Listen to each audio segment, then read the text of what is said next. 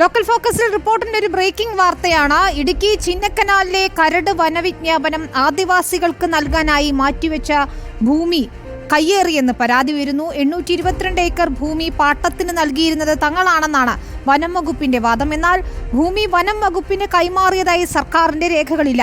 ഭൂമി അളന്ന് തിരിച്ചു സംരക്ഷിക്കണമെന്ന പട്ടികവർഗ ഏകോപന സമിതിയുടെ പരാതിയിൽ കലക്ടർ വിവരം ആരാഞ്ഞെങ്കിലും വനം വകുപ്പ് ഇനിയും മറുപടി നൽകിയിട്ടുമില്ല.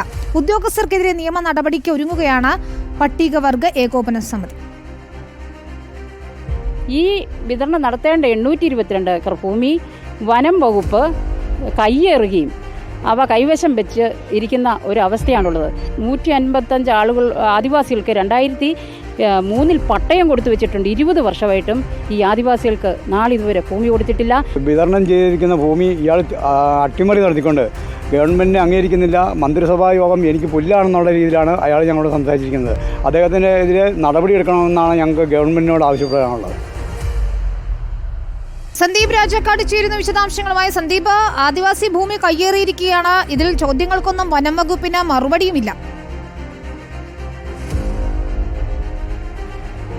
വിനിത വേണു, തീർച്ചയായിട്ടും ആദിവാസി ഭൂമി കയ്യേറിയാണ് ചിന്നക്കനാലിൽ വനവിജ്ഞാപനം ഇറക്കിയതെന്ന വാർത്ത നമ്മളായിരുന്നു മുമ്പ് ആദ്യം തന്നെ റിപ്പോർട്ട് ചെയ്യപ്പെട്ടിരുന്നത്. അതിനുശേഷം ഇത് എങ്ങനെയെങ്കിലും അന്തിമ വിജ്ഞാപനത്തിലേക്ക് എത്തിക്കുക എന്നുള്ളതായിരുന്നു വനംവകുപ്പിന്റെ ഒരു നീക്കമുണ്ടായിരുന്നത്. പ്രതിഷേധങ്ങൾ ഉയർന്നതിനെ തുടർന്ന് ആ വിജ്ഞാപനത്തിന്റെ തുടർ നടപടികൾ താൽക്കാലികമായിട്ട് സർക്കാർ മരവിപ്പിച്ചിട്ടുണ്ട് എങ്കിൽ പോലും നടപടികളുമായിട്ട് വനംവകുപ്പ് മുമ്പോട്ട് പോകുന്ന ഒരു സ്ഥിതിയാണുള്ളത്. ഈ 2022 ഈ 822 ഏക്കർ വിതരണം ചെയ്യാനുള്ള ഭൂമി എലികയിട്ട് സംരക്ഷിക്കണമെന്ന് ആവശ്യപ്പെട്ടുകൊണ്ട് പട്ടികവർഗ ഏകോപന സമിതി റവന്യൂ മന്ത്രിക്ക് നേരിട്ട് പരാതി നൽകുന്നത്. തുടർന്ന് അഡീഷണൽ ചീഫ് സെക്രട്ടറി ഇടപെടുകയും പിന്നീട് ലാൻഡ് റവന്യൂ കമ്മീഷണർ മുഖേന ഇതിന്റെ വിശദമായ വിവരങ്ങൾ ആരാഞ്ഞുകൊണ്ട് ജില്ലാ കളക്ടർക്ക് കത്ത് നൽകുന്നു. ജില്ലാ കളക്ടർ ഈ സ്ഥലത്തിന്റെ സ്ഥിതി വിവരം നൽകണമെന്ന് ആവശ്യപ്പെട്ടുകൊണ്ട് വനം വകുപ്പ് മൂന്നാർ DFOയ്ക്ക് റിപ്പോർട്ട് ആവശ്യപ്പെട്ടുകൊണ്ട് കത്ത് നൽകുന്നു. എന്നാൽ ആ 2022 ശേഷം റിപ്പോർട്ട് നൽകുവാൻ വേണ്ടി ഒരുവിധ നടപടിയും ഉണ്ടാകുന്നില്ല. തുടർന്നും ഈ പട്ടികവർഗ ഏകോപന സമിതി പരാതിയുമായി രംഗത്തെത്തിയതോടെ കഴിഞ്ഞ മെയ് മാസത്തിൽ വീണ്ടും സ്ഥിതിവിവര റിപ്പോർട്ട് നൽകണമെന്ന് ആവശ്യപ്പെട്ടുകൊണ്ട് കളക്ടർ ഈ DFOയ്ക്ക് കത്ത് നൽകുന്നു.